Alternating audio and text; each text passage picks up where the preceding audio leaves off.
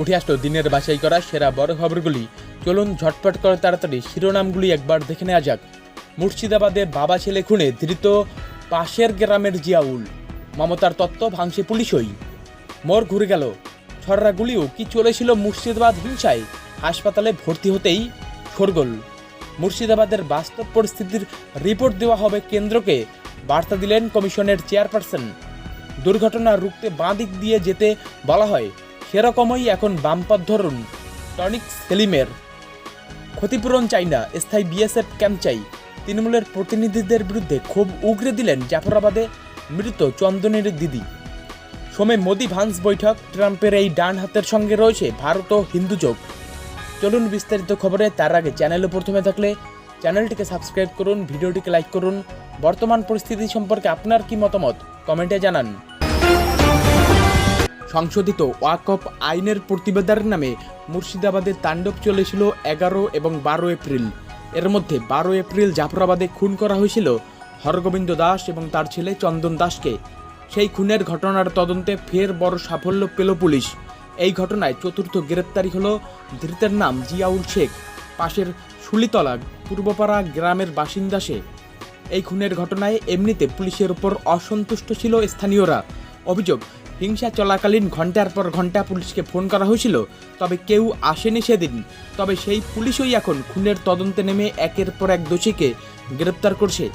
পুলিশি সূত্রকে উদ্ধৃত করে টাইমস অফ ইন্ডিয়ার প্রতিবেদনে জানানো হয়েছে, ধৃত জিয়াউল শেখ স্থানীয়দের একাংশকে উস্কানি দিয়েছিল এবং এই হামলার অন্যতম মূল উদ্যোক্তা ছিল। হিংসার ঘটনার পরই এলাকা থেকে পালিয়ে গিয়েছিল সে। সম্প্রতি তাকে উত্তর দিনাজপুরের চোপড়া থেকে গ্রেপ্তার করা হয়। পুলিশ জানিয়েছে, মুর্শিদাবাদে হিংসার ঘটনায় এখনও পর্যন্ত 100টিরও বেশি এফআইআর দায়ের করা হয়েছে। গ্রেপ্তারির সংখ্যা 276। এদিকে জিয়াউল শেখের গ্রেপ্তারির কথা নিশ্চিত করে মুর্শিদাবাদের ডিআইজি সৈয়দ ওয়াকার রাজা জানান, পুলিশ বিভিন্ন ডিজিটাল তথ্য সংগ্রহ করতে জানতে পেরেছে খুনের সময় ঘটনাস্থলে উপস্থিত ছিল জিয়াউল। এদিকে উল্লেখ্য বিষয়, এখনও পর্যন্ত ছেলে বাবা খুনে যতজন গ্রেপ্তার হয়েছে তারা সকলেই আশেপাশের বাসিন্দা। এর আগে মুর্শিদাবাদ হিংসায় আন্তর্জাতিক যোগ নিয়ে সরব হয়েছিলেন মমতা বন্দ্যোপাধ্যায়। এই নিয়ে তিনি বিএসএফের দিকে আঙুল তুলে অভিযোগ করেছিলেন, বিদেশি জঙ্গিদের সীমান্ত পার করে ঢুকতে সাহায্য করেছিল বিএসএফ। তবে পুলিশের জালে ধরা পড়া সবাই স্থানীয় আশেপাশের গ্রামেরই। এই নিয়ে গতকাল বিজেপির সুকান্ত মজুমদারও সরব হয়ে দাবি করেছিলেন, স্থানীয়রাই এই হামলার নেপথ্যে আছে। এই আবহে পুলিশের তদন্তে মমতার এই অভিযোগ ভুল বলে প্রমাণিত হচ্ছে এখনো পর্যন্ত। অবশ্য মমতা নিজে এই তত্ত্ব নিয়ে সরব হয়েছিলেন। এএনআই এর রিপোর্ট, ভয়াবহ হিংসার ঘটনা হয়েছিল মুর্শিদাবাদে। একের পর এক গাড়ি ভাঙচুর, পাথর বৃষ্টি। কিন্তু এবার অভিযোগ উঠছে, সেদিন ভিড়ের মধ্যে ছররা গুলিও চালানো হয়েছিল। মুর্শিদাবাদ মেডিকেল কলেজে ভর্তি হয়েছেন এক যুবক। আহত ওই যুবক ধুলিয়ানের বাসিন্দা। ঘটনার এক সপ্তাহ পরে ভর্তি করা হয়েছে। তার দেহে ছররা গুলির আঘাত রয়েছে বলে প্রাথমিকভাবে মনে করা হচ্ছে। তবে কি সেদিন মুর্শিদাবাদের ধুলিয়ানে হিংসার সময় ছররা গুলি চালানো হয়েছিল? এই প্রশ্নটা উঠতে শুরু করেছে। তবে এই ছররা গুলি চালালো কে বা কারা, আর কেউ কি আহত হয়েছেন? এ নিয়ে নানা প্রশ্ন উঠতে শুরু করেছে। শনিবার মুর্শিদাবাদ মেডিকেল কলেজ ভর্তি করা হয়েছে ওই যুবককে। গত 12 এপ্রিল তিনি গুলিবিদ্ধ হয়েছিলেন বলে খবর। এরপর তিনি স্থানীয় একটি বেসরকারি হাসপাতালে চিকিৎসা করিয়েছিলেন। এদিকে ওই হাসপাতালে চিকিৎসা করানোর পরেও তিনি সুস্থ হতে পারেননি। এরপর তাকে মুর্শিদাবাদ মেডিকেল কলেজেও হাসপাতালে ভর্তি করা হয়। তবে এতদিন ধরে ওই যুবক সরকারি হাসপাতালে ভর্তি হননি। কেন তিনি সেখানে ভর্তি হননি তা নিয়ে প্রশ্ন উঠছে। হয়তো তাকে নিয়ে সন্দেহ হতে পারে, সেই আশঙ্কাতে তিনি সরকারি কোনো হাসপাতালে ভর্তি হতে চাননি। মুর্শিদাবাদ এলাকায় ঘুরছেন মহিলা কমিশন। তারপর রবিবার সাংবাদিক বৈঠক করেন। সেখানেই ওখানকার মহিলারা ভীত সন্ত্রস্ত বলে দাবি করা হয়। এমনকি মহিলারা চাইছেন স্থায়ী বিএসএফ ক্যাম্প চাই বলেও উল্লেখ করা হয়। যদিও তৃণমূল কংগ্রেসের পক্ষ থেকে মেয়র ফিরহাদ হাকিম এবং রাজ্য সাধারণ সম্পাদক কুণাল ঘোষ তুলোধনা করেছেন মহিলা কমিশনকে। এখানেই ওয়াকফ আইনের বিরোধিতায় হিংসা ছড়িয়ে পড়ে।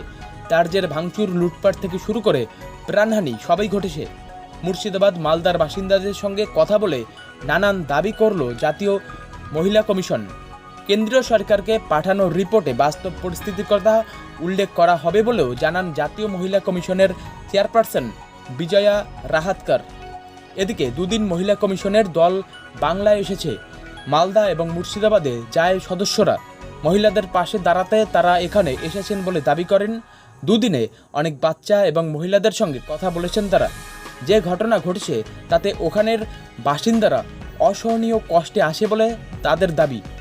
রবিবার মহিলা কমিশনের চেয়ারপারসন বিজয়া রাহাতকর বলেন, মুর্শিদাবাদের বাস্তব পরিস্থিতির রিপোর্ট দেওয়া হবে কেন্দ্রকে।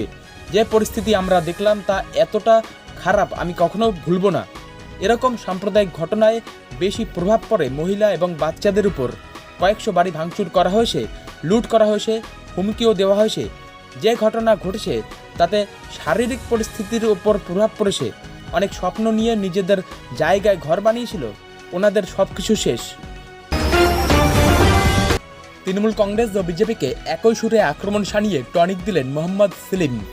বিধানসভা নির্বাচনের বছর খানেক আগে ব্রিগেডের মঞ্চ থেকে সিপিআইএমের রাজ্য সম্পাদক দাবি করলেন যে এখন রাজ্য এবং দেশে দুর্দশা চলছে, আর সেই দুর্দশা কাটাতে পারে বামেরাই। তার কথায় যখন সংকট হয়, যখন সমস্যা হয়, যখন বিপদ আসে, এমনকি যখন রাস্তা দিয়ে হেঁটে যান, যদি অ্যাক্সিডেন্ট হওয়ার ভয় থাকে তাহলে বলা হয় একটু বাঁ দিক চেপে যান, বাদিক ধরুন। আজ এই দেশ এবং রাজ্যকে বাঁচাতে হলে বাম পথ ধরতে হবে। কারো দয়ায় আমরা বেঁচে নেই দাবি সেলিমের। সেলিম দাবি করেন, যারা এতদিন লাল ঝান্ডা দেখতে পাচ্ছিলেন না তাদের বুকে ভয় ধরাবে এবারের ব্রিগেড। কারো দয়ায় বেঁচে নেই বামেরা। ভুখা পেটে থেকেও তৃণমূল এবং বিজেপির বিরুদ্ধে মাঠে ময়দানে লড়াই করতে নামছেন বাম কর্মী সমর্থকরা। সিপিআইএমের রাজ্য সম্পাদকের কথায়, কারো দয়ায় আমরা বেঁচে নেই। আধ পেটা খেয়ে না খেয়ে ঘর ছাড়া হয়েও আমার কর্মীরা লাল ঝান্ডা ছাড়েননি, ছাড়বেন না। আর সেটার কারণ ব্যাখ্যা করে সেলিম বলেন, এটা একটা আদর্শ, এটা একটা লক্ষ্য। বিজেপি আর তৃণমূল এই বাংলাকে একটা লক্ষ্যহীন জায়গায় নিয়ে যেতে চাইছে, যেখানে আমাদের ইতিহাস, আমাদের সংস্কৃতি, আমাদের শিক্ষা, আমাদের ঐক্য, সম্প্রীতি, ভালোবাসার সম্পর্ক, আমাদের শান্তিকে ওরা ছিঁড়ে খাবলে খেতে চাইছে। আজকের লড়াইটা হচ্ছে মানুষের দুর্দশা পাল্টানোর জন্য, আমাদের দেশের এবং রাজ্যের দুর্দশা পাল্টানোর জন্য। দিশা পাল্টাতে হবে, আর দিশা পাল্টানোর জন্য আমরা এখানে জড়ো হয়েছি। ঘটনার 9 দিন পর জাফরাবাদে মৃত পিতা পুত্রের বাড়িতে তৃণমূলের প্রতিনিধি দল। তৃণমূলের প্রতিনিধিদের দেখে খুব উগরে দিলেন মৃত হরগোবিন্দ দাস ও চন্দন দাসের পরিবারের সদস্যরা। ইতিমধ্যে মৃতের পরিবারকে সমবেদনা জানিয়ে 10 লক্ষ টাকা করে ক্ষতিপূরণ দেওয়ার কথা ঘোষণা করেছেন মুখ্যমন্ত্রী মমতা বন্দ্যোপাধ্যায়। কিন্তু মৃতের পরিবারের সদস্যরা জানিয়ে দিলেন এই টাকা তাদের চাই না। 9 দিন পর তৃণমূলের প্রতিনিধিরা কেন এসেছেন সেই প্রশ্নও তোলেন চন্দন দাসের দিদি। মুর্শিদাবাদে হিংসা চলাকালীন জাফরাবাদের হরগোবিন্দ দাস ও তার পুত্র চন্দন দাসকে কুপিয়ে খুন করা হয়। গতকাল রাজ্যপাল সিবি আনন্দ বোস মৃতের পরিবারের সদস্যদের সঙ্গে দেখা করেন।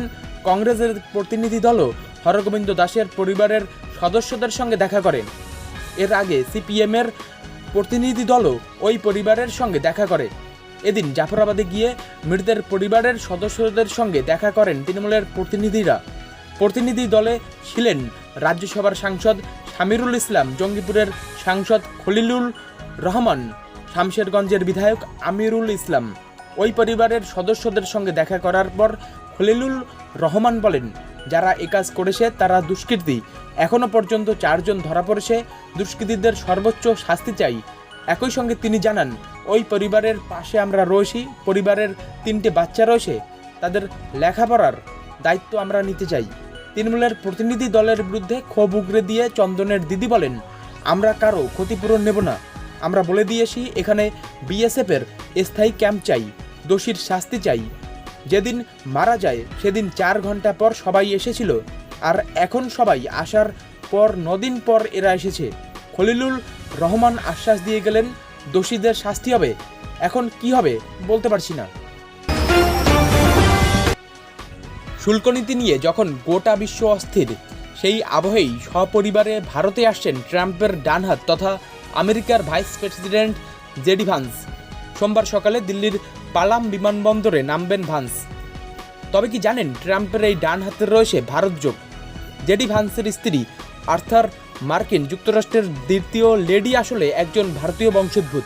তার নাম উষা চিলুকুরি ভান্স। সোমবার স্বামীর সঙ্গে দেশে পা রাখবেন তিনিও। একটি প্রতিবেদন সূত্রে জানা গিয়েছে, জেডি ও উষার সম্পর্ক একেবারে ছোটবেলা থেকে। ভারতীয় বংশোদ্ভূত উষার বাবা আবার আইআইটি মাদ্রাজের প্রাক্তন ছাত্র। 2014 সালে মেয়ের সঙ্গে জেডি ভান্সের হাত এক করেন তিনি। সেই সময় হিন্দু রীতিনীতি মেনেই হয়েছিল তাদের বিয়ে। সোমবার ভারতে নামার পরেই সপরিবারে প্রধানমন্ত্রী মোদির সঙ্গে নৈশভোজে যাবেন ভান্স। সূত্রের খবর, সেই খাওয়া দাওয়া পর্বের আগে দ্বিপাক্ষিক বৈঠকেও বসতে পারেন মোদি ভান্স। ট্রাম্পের শুল্ক বানে যখন পায়ের তলার মাটি খুঁজতে পাচ্ছে না গোটা বিশ্ব, সেই আবহে এই বৈঠক যে অত্যন্ত তাৎপর্যপূর্ণ বলেই মনে করছে ওয়াকিবহল মহল।